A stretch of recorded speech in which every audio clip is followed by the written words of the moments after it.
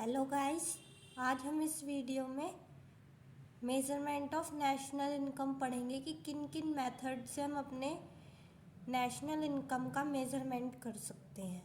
तो सबसे पहले पार्ट 1 में हम क्या पढ़ेंगे?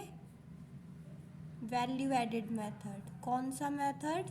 वैल्यू एडेड मेथड, जिसे हम वैल्यू एडेड बोलते हैं, वैल्यू एडेड मेथड बोलते हैं और प्रोडक्शन मेथड भी बोलते हैं। चलो स्टार्ट करते हैं। Methods of measurement of national income. There are 3 methods of measuring national income. 3 method होते हैं, क्योंकि जो हमारा कुछ भी चीज़ होती है, सपोज अगर हम एक बिस्किट की भी बात करें तो सबसे पहले उसका क्या होता है? प्रोडक्शन होता है। फिर उसमें क्या होता है? उसके बाद फिर इनकम जनरेट होती है उससे, जो भी बिस्किट का प्रोडक्शन हुआ होगा और जो फिर वो बेचा गया होगा और उससे इनकम जनरेट हुई होगी। और तीसरा, फिर जो भी हमने उस पर टोटल खर्चा करा होगा, यानी एक्सपेंडिचर। यानी अगर हमें नेशनल इनकम निकालनी है तो हम 3 चीज़ों से निकाल सकते हैं, यानी 3 मेथड से निकाल सकते हैं। सबसे पहला प्रोडक्ट मेथड, फिर उसके बाद इनकम मेथड और तीसरा एक्सपेंडिचर मेथड। और यही क्या है? 3 फेजेस हैं किसी भी चीज़ के जनरेशन के, इनकम जनरेशन के या फिर नेशनल इनकम जनरेशन के। तो सबसे पहले हमें प्रोडक्ट मेथड पढ़ना पड़ेगा। नेशनल इनकम कैसे निकाली जाती है? प्रोडक्ट मेथड से। प्रोडक्ट मेथड को हम और क्या बोलते हैं? वैल्यू एडेड मेथड, क्योंकि हम इसमें क्या करते हैं? वैल्यू ऐड करते हैं। सपोज अगर फार्मर ने क्या करा, एक ग्रेन है, वीट है, वीट मतलब ग्रेन, यानी वो उसे 1000 रुपये में उगाया, यानी 10 कुंटल गेहूँ उसने 1000 रुपये में उगाया। कितना कुंटल है ये? 10 कुंटल। तो अब उसके बाद क्या होता है कि वो क्या करेगा? प्रोड्यूसर को बेच देगा, फिर वो उससे क्या बनाएगा? आटा बनाएगा।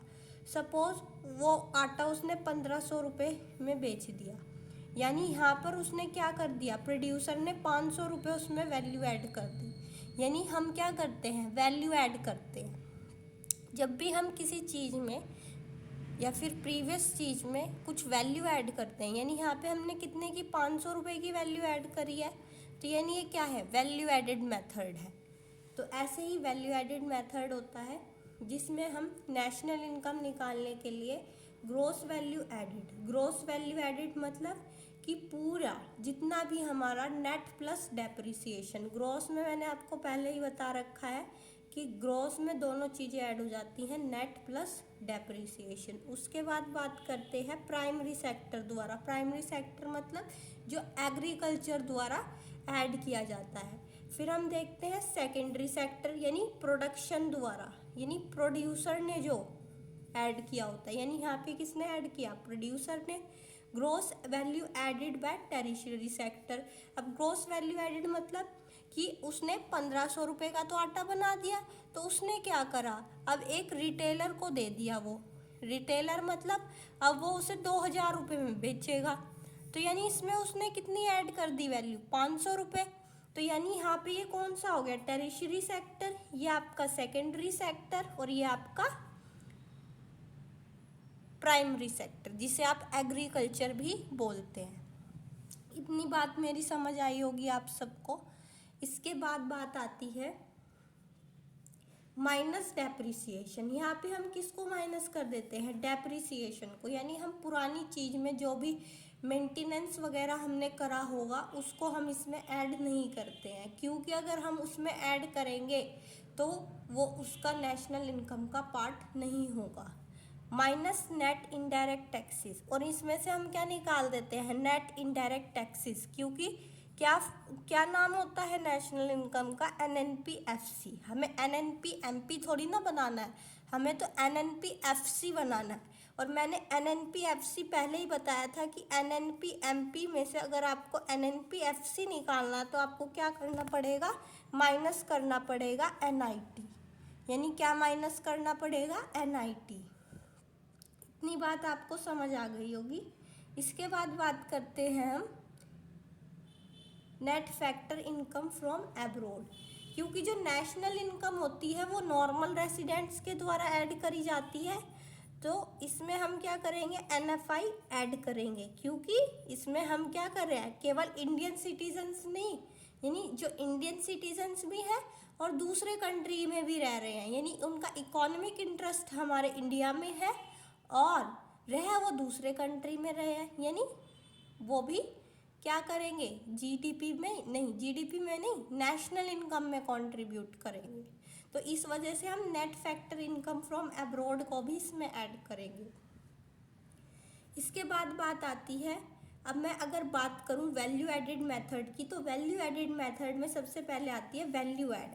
हम कितनी वैल्यू किसी चीज़ में ऐड कर रहे हैं। Suppose value added is the difference between value of output and the value of intermediate consumption.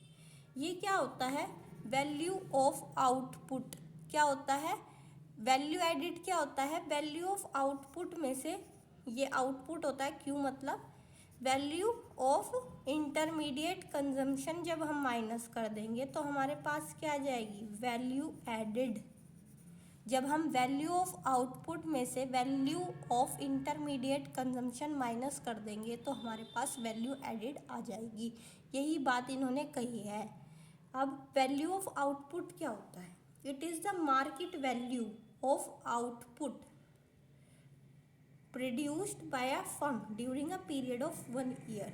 यानी वैल्यू ऑफ आउटपुट क्या होता है, जब भी हम वैल्यू निकालते हैं किसी भी चीज़ की एक साल में, जब वो बनती है पर्टिकुलर एक ईयर में, उसी को ही हम क्या बोलते हैं, it is the market value of output produced by a firm during a period of 1 year. यानी कितनी मार्केट वैल्यू है। सपोज अगर मैं गेहूं की बात करूं, उसने 1000 रुपये में गेहूं बनाए, कितने साल में, पूरे एक साल में, यानी 1000 रुपये क्या होगी उसकी वैल्यू ऑफ आउटपुट, यानी इसने इतना वैल्यू ऑफ आउटपुट किया है, ₹1000 ऑफ वीट, तो वो क्या होगा इसका वैल्यू ऑफ आउटपुट। अब वैल्यू ऑफ आउटपुट जो होता है हम उसे 3 डिफरेंट वेज में समझ सकते हैं। सबसे पहले वैल्यू मेथड में, आपको सबसे इम्पॉर्टेंट चीज़ है कि वैल्यू मेथड में हम कैसे समझ सकते हैं। वैल्यू ऑफ आउटपुट क्या होता है, प्राइस इनटू क्वांटिटी, यानी एक यूनिट पे जितना प्राइस था और टोटल क्वांटिटी जितनी थी, जब अगर हम उसे मल्टीप्लाई कर देंगे तो हमारे पास क्या जाएगा, value of output. Revenue method क्या होता है, रिवेन्यू मेथड में वैल्यू ऑफ आउटपुट कैसे निकाला जाता है, sales plus change in stock, यानी सेल कितनी हुई आपकी, सपोज 500 रुपये आपकी 500 करोड़ आपकी सेल हुई और चेंज इन स्टॉक कितना हो गया 50 करोड़, तो यानी आपकी टोटल वैल्यू ऑफ आउटपुट कितनी आ गई 550 करोड़। तो कहने का मतलब ये है कि जब भी वैल्यू ऑफ आउटपुट निकालना होता है तो sales plus change in stock करते हैं।